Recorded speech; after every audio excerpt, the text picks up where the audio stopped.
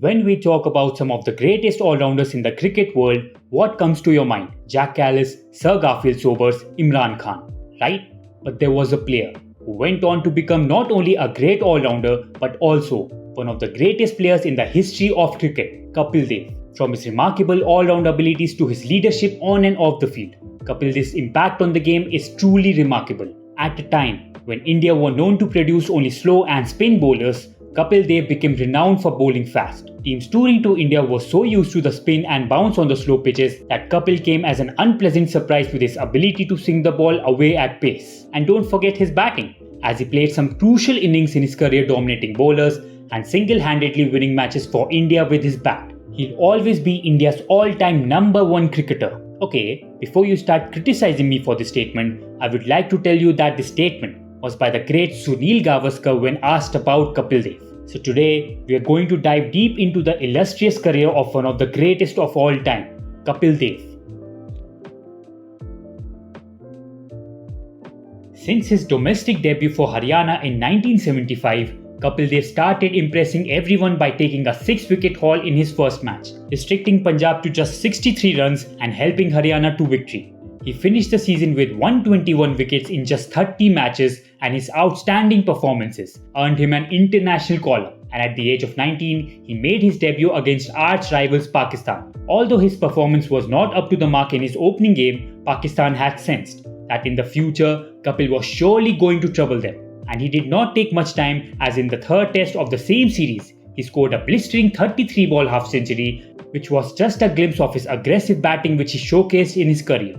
In the next series against West Indies, Kapil scored his maiden Test cricket century in just 124 balls. His solid batting and bowling performance continued for almost 2 decades, and he went on to become the only cricketer in history to have taken 400 wickets and scoring over 5,000 runs. A hard-hitting middle-order batsman, Kapil could change the complexion of any game, a trait that he showed numerous times during his career with his batting alone. In fact, Sunil Gavaskar even said many times that had Kapil focused more on his batting abilities, he would have scored more than 5,248 runs and 8 centuries in tests. If you ask me to give one example of his batting genius, I would remind you all of his innings against Zimbabwe in the 1983 World Cup, where India were 5 down for 17 at one stage, but ended with a score of 266 for 8, just because of Kapil Dev's massive unbeaten 175 runs. His performance not only did eliminate Zimbabwe, but also gave them confidence to knock out Australia, England, and finally the West Indies. After witnessing this innings, David Hogan, former Zimbabwe captain, said,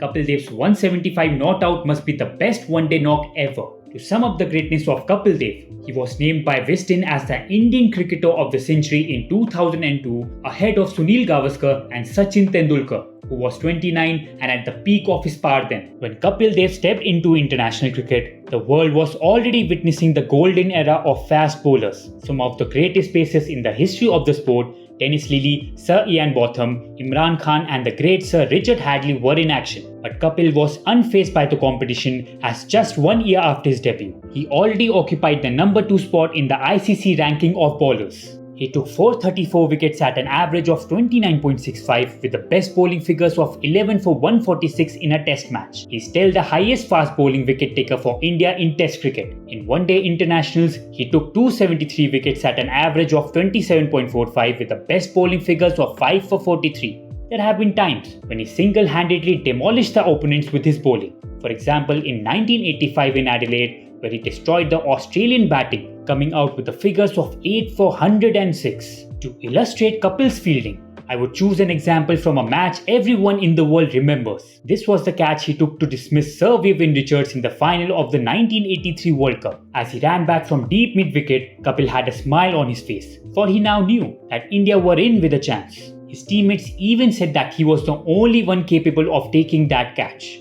One of the factors responsible for Kapil Dev's magical career was his fitness. Long before fitness became a talking point in cricket, Kapil Dev had set an example with his raw fitness. Unlike today, there weren't any fancy gyms then, and Kapil remained fit by just running countless laps. Kapil Dev played 131 tests for 16 years almost without a break, an astonishing feat for a fast bowler. And yes, who could forget how he helped an underdog Indian team to win the 1983 World Cup against the mighty West Indies, playing the most important roles as a batsman, bowler, fielder, and captain. Nobody gave a chance for India in the final, but India went on to defend a very low total under his inspired leadership and win the World Cup. That win gave belief to not just India but to the whole of South Asia that they can aspire big in cricket. Kapil Dev was more than just a cricketer. He was a symbol of resilience, passion, and unwavering commitment to the game. If India is a superpower in cricket today, there is one man who has contributed to it more than any other cricketer from the country. He is called the Haryana Hurricane. He is Kapil Dev. So guys, that's all for today's video. Don't forget to like, share and subscribe to our channel for more exciting cricket content. Until next time, this is Cricket Stories signing off.